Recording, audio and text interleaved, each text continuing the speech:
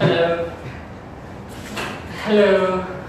Hello, thank you for joining us this morning. This is our first live stream on Infosys Task Engagement in IAC.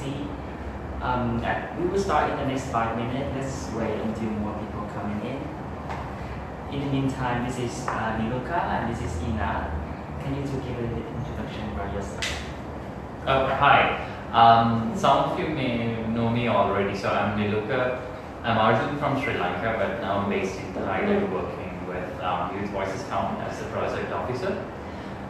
So Andre and I have been members of the Youth Voices Count since 2012, and then I served as one of the co-working group members. So now I'm working at the Secretariat since November 2013. Ina? Hello, my name is Inad. I am the Senior Programs Officer of APCOM and I'm from the Philippines. Yeah, that's just basically it. Just a brief introduction. But I don't really know where to look at. You can look at it here in the middle. Okay. Basically, today we will talk about the result from the high-level meeting in New York. Because Niluka and Ina actually come back from that meeting. And we will talk about our new engagement in the International S Conference. So if you like us, if you want to hear more from us, please subscribe to our fan page and like or share the videos. We will also have another series of people. Can you wait for a little bit more? So can you tell me a little bit about yourself, like how you end up in working in HIV field and So it's interesting the way I got into work with young people back in Sri Lanka in 2010. So I'm from this conservative city, like a small town in Sri Lanka in the hills. So I wanted to start a gay group in my hometown. So I just put a Facebook update and I got like a lot of comments saying that I'm mad, I'm crazy, I'm trying to destroy the valuable Sri Lankan culture. But there was this one person from Colombo, the capital city of Sri Lanka, who said, oh, he's also working in the same field and he would like to help me. So this person, the different side of the story is that this person ended up being my partner for the last 6 years. But to do something about the gay rights and everything, back then I didn't have any idea as to what I want to do. But I think the passion I had as a gay man and a young gay man to like really live a free life drove me to get into this field. I see there are many like and other here, and there's yeah there's a new message. Happy birthday to Ina. It's from Vietnamese guy. It's Inad's birthday today. So he's a member of Vietnam MSN and Transgender Network. Happy birthday, who? Sin. Oh, thank you, Sin. Happy birthday, Ina. And one message from Banana. Okay. Hello. Yo, guy. So how many views do you have so far?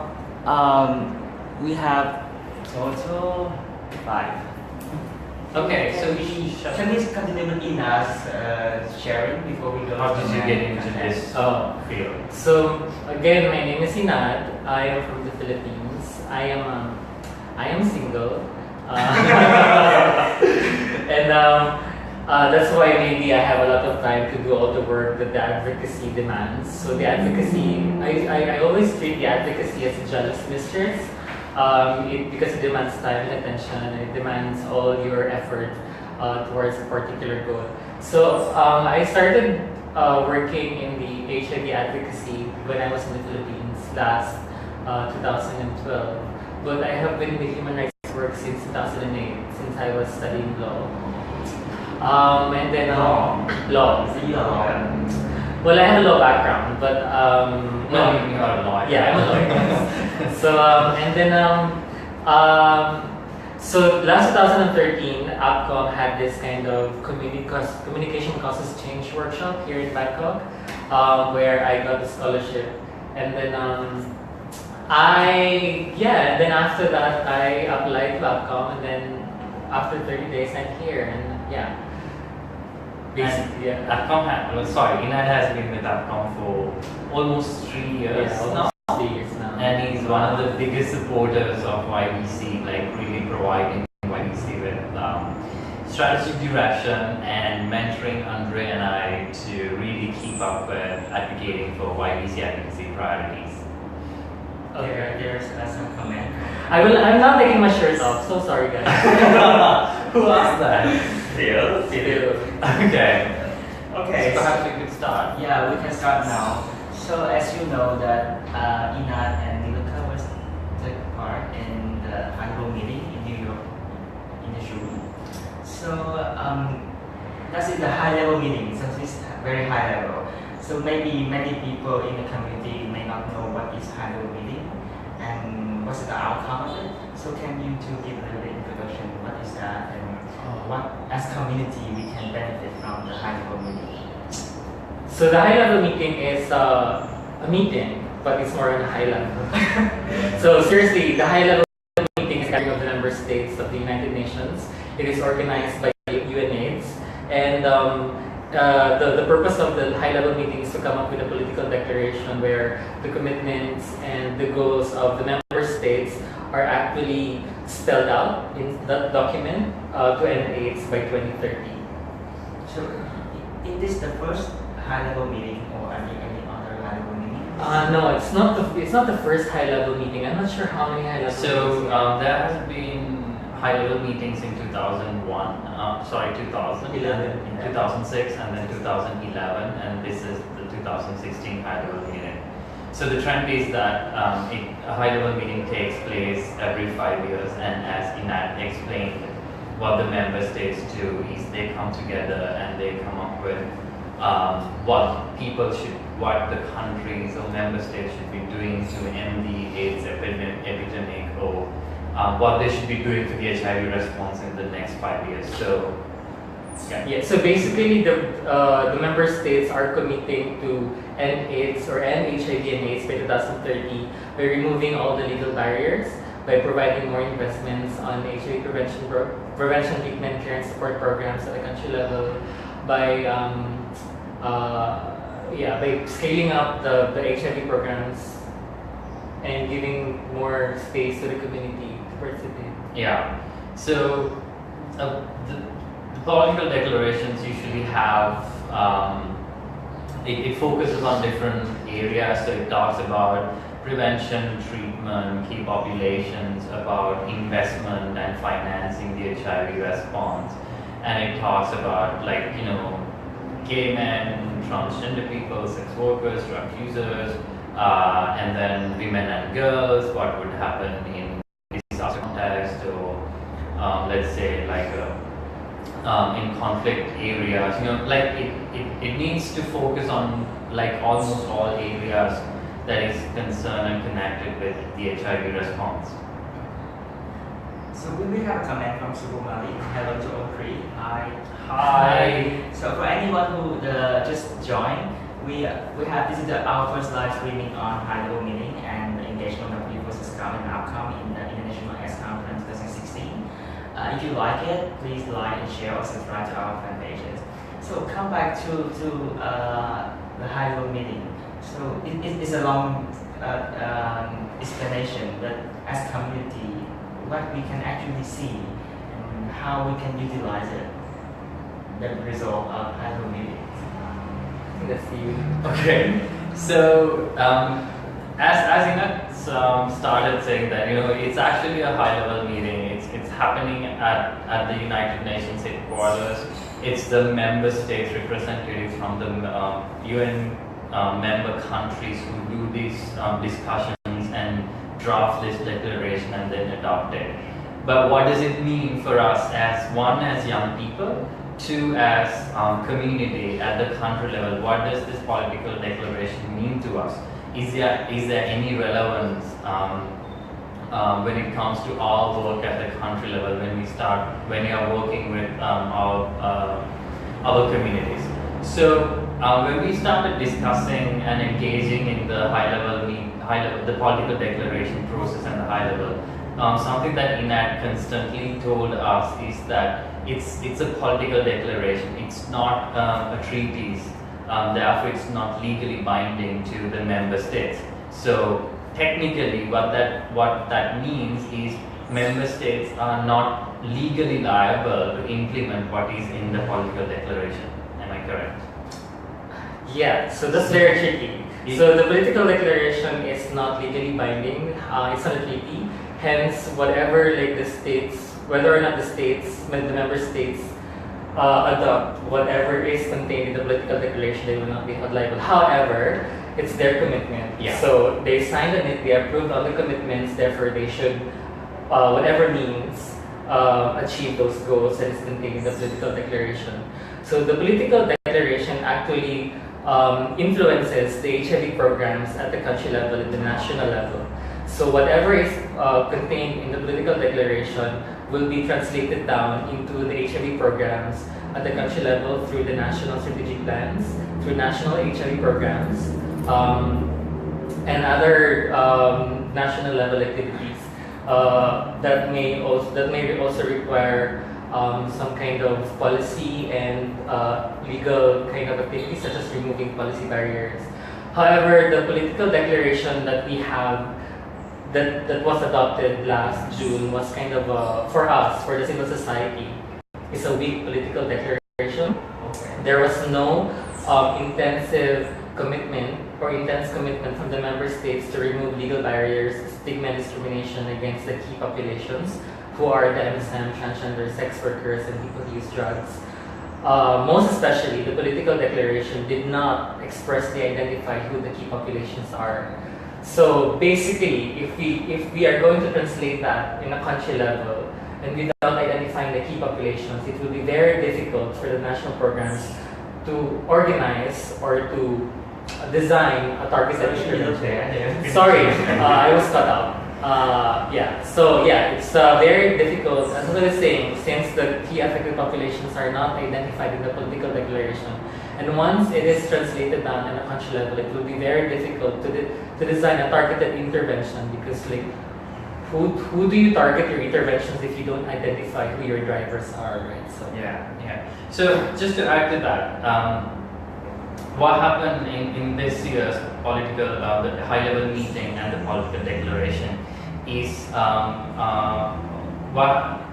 there is this big meeting happening, and there are these two positions called the co-facilitators, who would be convening the meeting, who would be facilitating the discussions. So this year it was Zambia and Switzerland who were the co-facilitators, and these co-facilitators developed the first draft of the political declaration, and if I remember correctly, it was sent for comments to civil society and member states beginning of April. Now the first draft is actually like a really good draft. I mean, it did not contain 100% of what civil society wants, but it actually contained a lot. It talked about key populations, really naming who these key populations are, talking about decriminalization, talking about comprehensive sexuality education, talking about sexual and reproductive health and rights, so that it talked about sexual rights as well as reproductive rights. So the question now, sorry for interrupting. So the question now is how the community of MSM and transgender, especially the young people, can actually participate in a country level to actually push the governments, to comply with what they have agreed upon during the high-level meeting.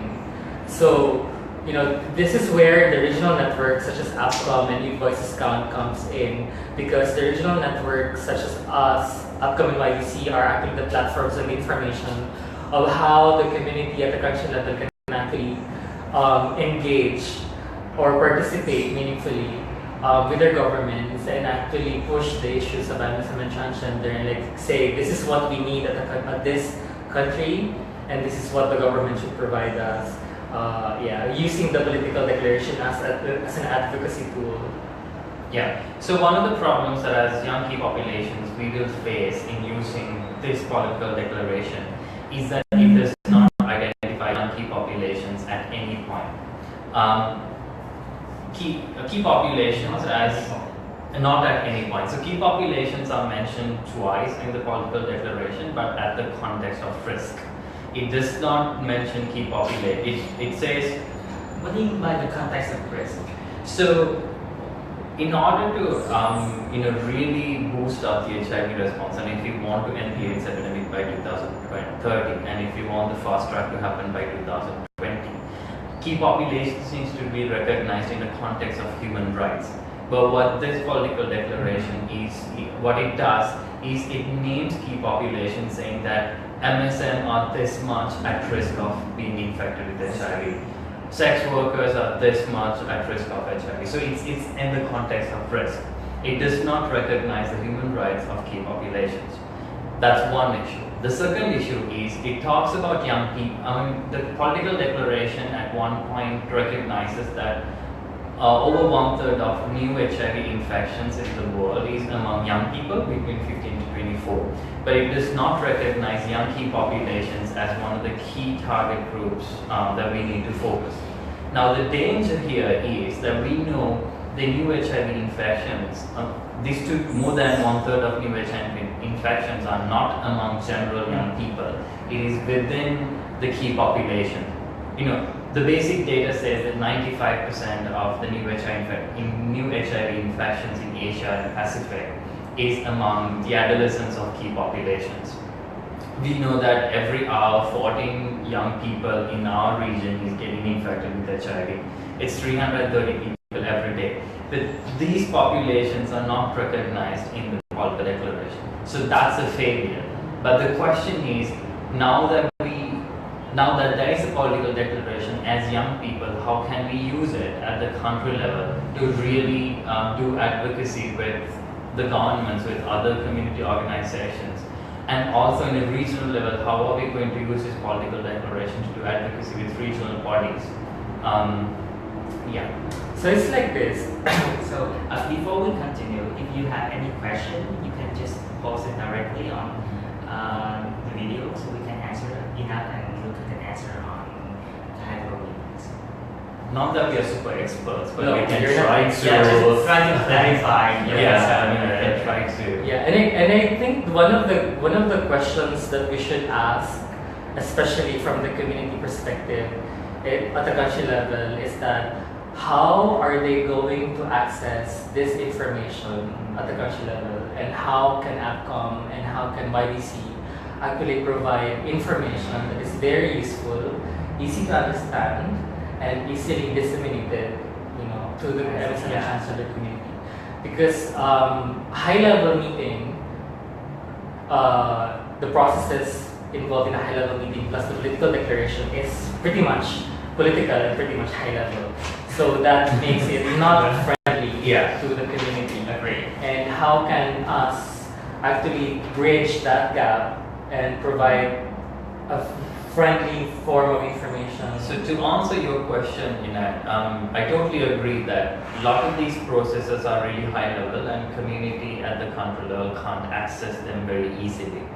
So what APCOM and YDC did before the high level meeting took place is to really summarize and provide the community with brief documents on the drafts of the political declaration outlining what is good in there, what is missing, what should be our key messages.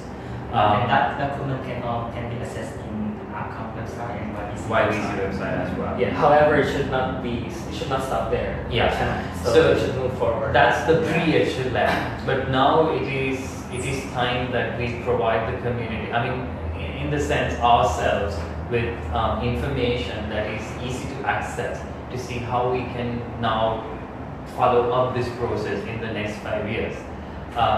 Because what happens is, a lot of donors will use the political declaration as basis to decide where their funding should be going.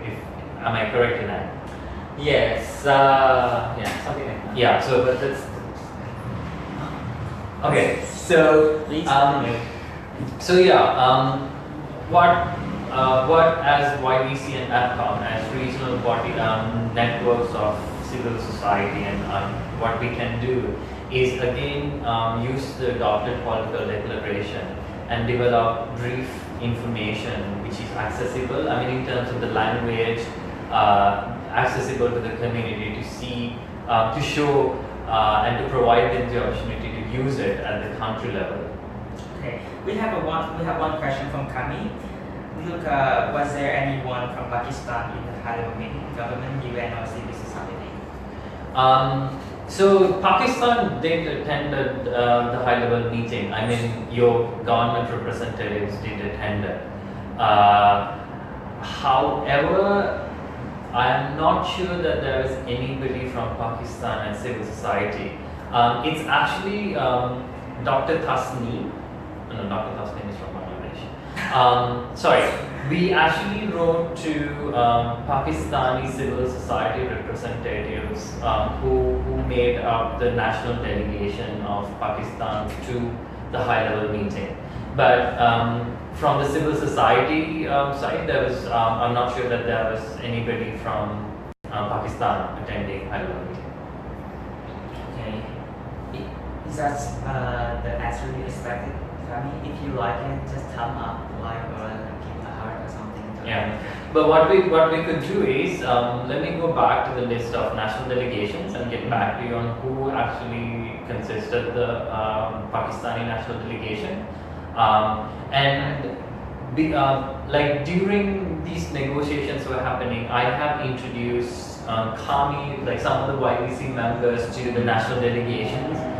We have written an email to them, and so you guys were introduced so that through the UNAs that you can start the negotiations with your government representatives. But let's do it again. So you said that upcoming YBC will try to translate the declaration. Not really translate, but make it into another document more friendly and disseminate to country level partner. Yeah, we should try that. Yeah, we can try that. We should try that. Yeah. We should definitely do it. No, I mean, it's part because we are kind of like as a regional network, we are liable or we are responsible to provide the information that our networks, I mean the networks in the country need. We are also responsible to bridge the gap of information, at the country level. So yeah, we should. Well, I mean, this is not the answer for now, but you can put it into the So consideration. see, it's like this. As a person working, as an advocacy officer and someone who works on capacity building, it's not really simple to just say, okay, let's produce this strategic information or let's produce this document summarizing this very high level or kind of political document. And then after that, the job is done because you have translated it. We have a lot of translated documents from the APCOM side, and we have a lot of summarized publications in the form of our headline series. But then the next step is how do we actually make sure that the people of the community actually get the information that they need. It's not the information that they want, but actually pushing down. So there's one question that how they can access more information on high-level meeting and who to contact and Is that question? yeah, that question is there. Oh, so visit APCOM.org and YBVoicesCom.org. We have information in the high-level meeting. You can also visit UNAID's website for further processes. But for relevant information that you may not be able to find in APCOM.org or YouthVoicesCom.org, you can just contact some people that you know in APCOM or YouthVoicesCom. Some is who? Can it be you? Me and Niluka. Okay. Andrea, sorry. Andrea. Kami also have, she said that you already introduced but they didn't contact. I think, Kami, it's one of the realities as civil society that we have to face. We try so much to work with governments in different levels. You work at the country level, you work with the governments. We try in a regional level, but it's always the gap between the civil society and the governments is a very difficult gap to bridge. But I think what is important as civil society, and especially as young people for us, is never to give up. Because it's time that we really move forward from being young people into being young people who are very politically aware about what's going on and really pushing forward for our advocacy priorities with government people. So yeah, they did not contact us at the first place, but let's keep contacting them the next, second, third phase, and we'll use whatever that is available for us. you have other civil society organizations at the country level. You have NAS, you have other CPOs. So all of us, like you can start talking to them about it, and then as a collective you can reach the government representatives.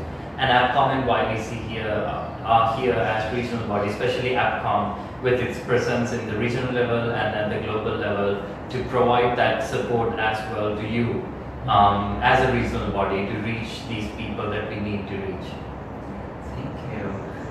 For anyone who just joined, we are doing the first live streaming on the result of the high-level meeting in New York and preparation of our APCOM and YBC for International S Conference in Durban this month. If you like it, share or like or subscribe to our fan pages. Are we moving on to it? Yeah. Can you just like give comments? Yes, please. So before we Stage move, yours. yeah, before we move on, I would like just to acknowledge the efforts of our partners at the country level during the advocacy period for the high-level meeting, because everything that we do at the regional level is, is everything that we do. How do I say it? We cannot do everything that we did during that high-level meeting without the support and the information that the country-level partners contributed during that period. So I'd like to acknowledge the Vietnam Network of MSM Transgender in Vietnam. They did a very good job in actually liaising APCOM and the country-level delegations. The Myanmar Youth Stars and the Myanmar MSM Network from Myanmar. Bandan Chakamok in Cambodia. Indonesian AIDS Coalition from Indonesia, Judibol Ina in Indonesia, Dangal Pilipinas in the Philippines, Association of Transgender of the Philippines or ATP from the Philippines, Shine Mindanao from Mindanao, Philippines. What else did I forget? Well, we have a lot of South Asian partners also, which I think you should acknowledge for their efforts. So some of you may know this project called the Multi-Country South Asia Program that APCOM is leading with MSA, the MSA. We have reached the country partners of that program in really advocating for the high-level meeting and the civil society priorities. We have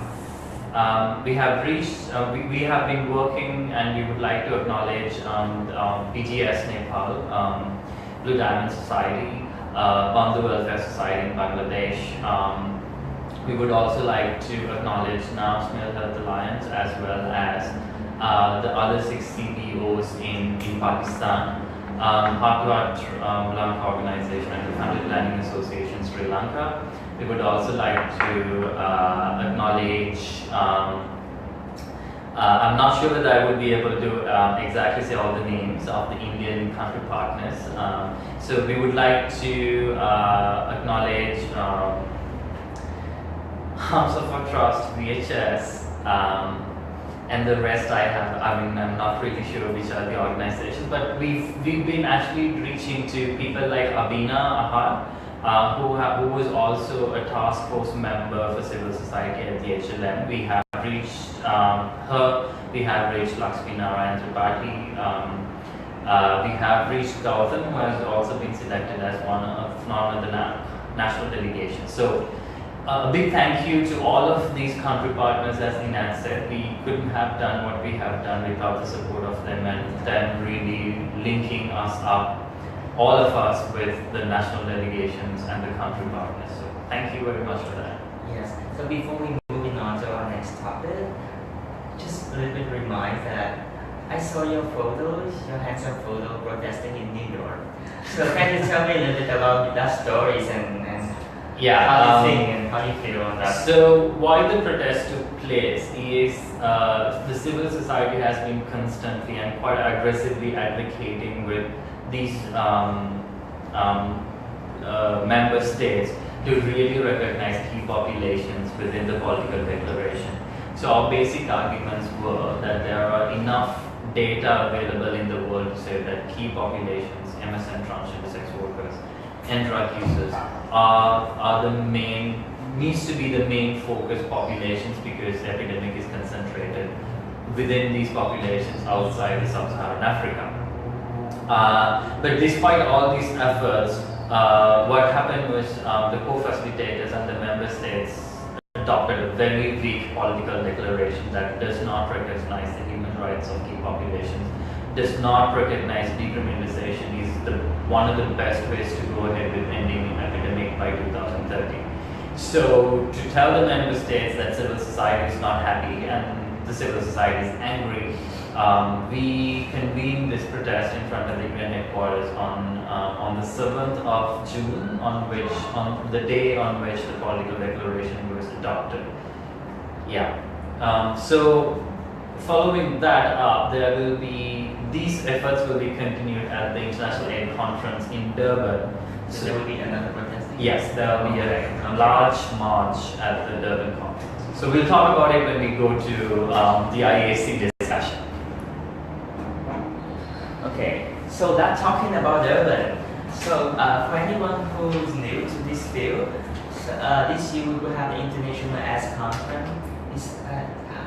I don't remember what is the 10th conference or I can't remember. I don't remember also. Search this. Just on Google and see which one is the one. Yeah. That's one of the biggest conference about HIV around the world. They bring a lot of experts, advocate, organization, even agency and government together to talk about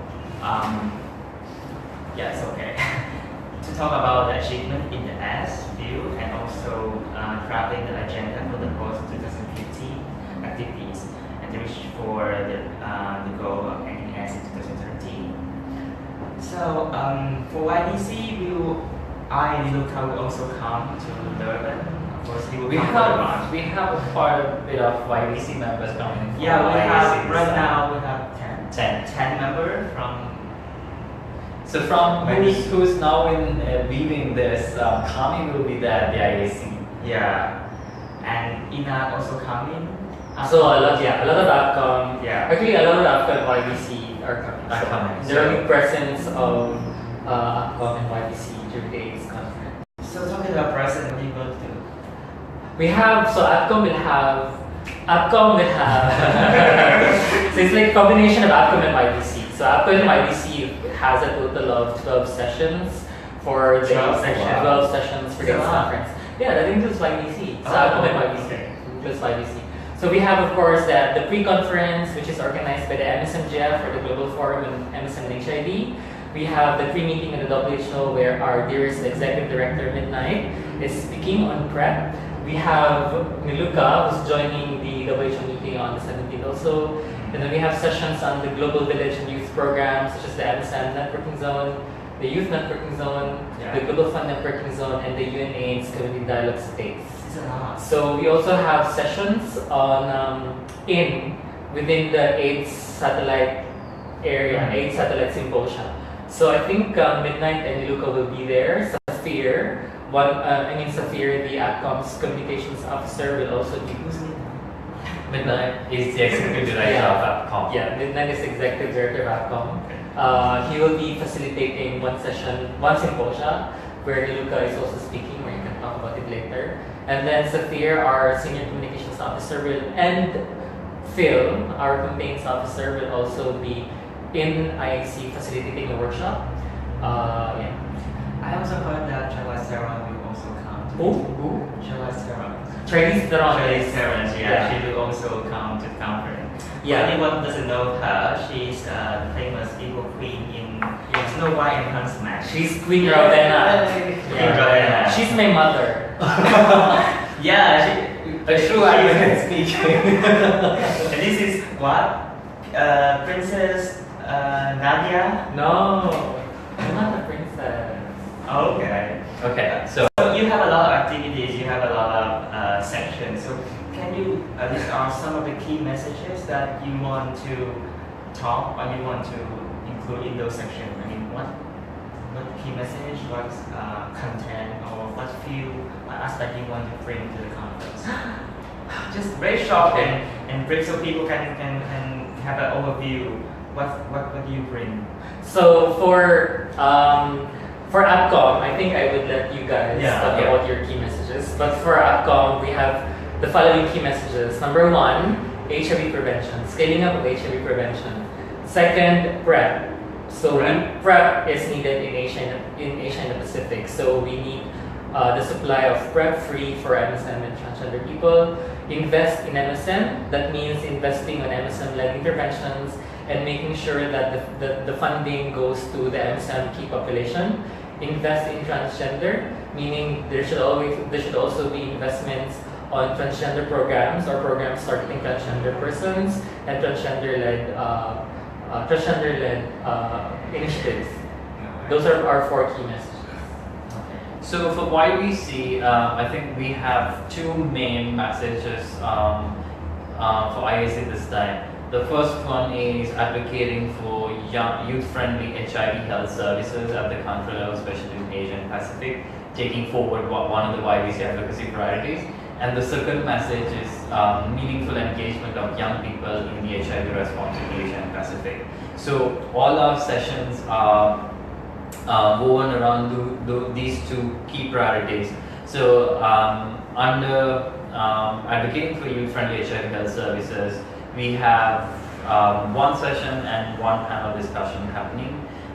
So there we will be focusing on why we need youth-friendly HIV health services, what would be the impact, and how can we achieve something like that. And under meaningful engagement of young people, we'll be talking about actually the outcomes of the high-level meeting and the political declaration and what does that mean to us as young people at the country level.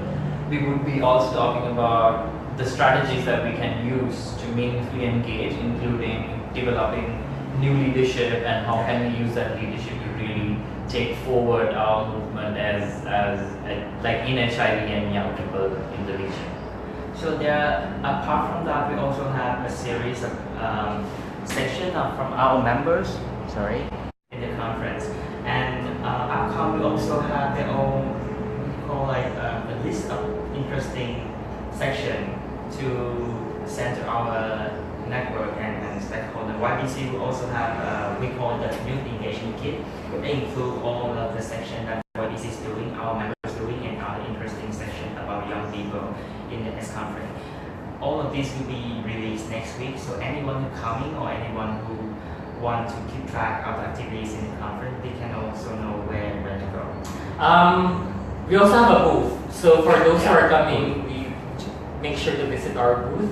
We have condoms and loops and not sure. I'm sure there'll be like a lot of free condoms and I remember the last conference, like on the last day, I just go around and collect all kinds of condoms and everything. Yeah. So when I came, I went to the AIDS conference in Melbourne last 2014, and when we came back, I have 3 packages of condom. I have 5 packages. Different types of condoms, right? Yeah, Usual ones. Yeah. We have colors, we have luminance ones. Make sure you have dotted and spiked. And some flavored ones. But anyway, the AIDS conference, it's AIDS conference, so there's a lot of condoms and lubes there. But for our booth, APCOM will have some online activities as well. So we will be engaging with our visitors or guests in the booth. So you will be able to take part in the online activities of the APCOM. I'm not sure what else. Will your booth? We will not have our booth, but we have our space in the networking zone for 2 sections. And for our activities, we will have everyday recap live streaming with special guests every day. So if you have any question regarding S conference, whatever you want us to tell in the conference, you can come to our Facebook page or website to check. We keep updates every day. Yeah. So I would also like to mention our YBC members who will be at the ISC and will be presenting in different sessions during the conference. So on top of my mind, I think Kami is presenting on something. Yeah, Kami is presenting on a documentary. So she's presenting on a documentary that they've worked in Pakistan. Ronak from Bangladesh will be presenting about the Link Up project, and I remember it very clearly because it's quite interesting on providing services for MSM in conflict situations. Yeah. And he'll be presenting that on 17th during the Youth Pre-Conference. We have Mio from Myanmar, he'll be presenting as well. We have somebody from, another person from Pakistan, okay, I'm forgetting his name. Yeah, he will be presenting in the in the main conference as well. But all 9 of our members who will be attending the conference are 10, including both of us. So that will be like 12. Yeah, 12. So we all of us will be presenting in different sessions. So it's really interesting that we can really showcase them during when we do the social media campaign during this. So because not everyone can actually come to the conference, so YBC actually have a plan to prepare the Asia Pacific Youth Statement for the S conference, including all the key messages that young people want to speak out to other stakeholders and donors. We are working with our members and other organizations to drafting that statement, and we will send out like within the next week for everyone to review and feedback. So if you have any burning question, burning issue that you want to add, you want to speak in the conference, and you cannot say, please let us know, and also include it in the statement that we will release. So just to add that, why it is important for us to bring the issues of Asia Pacific and especially of young people to this AIDS conference is Asia Pacific has the largest epidemic outside Sub-Saharan Africa, but has not, like, barely mentioned in the political declaration. Asia Pacific comes only once. So when it comes to our advocacy at the global level, regional level, and the country level, this really matters. So it's quite important, especially as young gay men and young transgender people, we bring our issues to IAC in the form of a statement. So I don't know whether this is a good idea, but I'm just going to say it anyway. YBC is organizing a call tomorrow, and Andre can actually post the whole call-in details in our YBC Facebook page.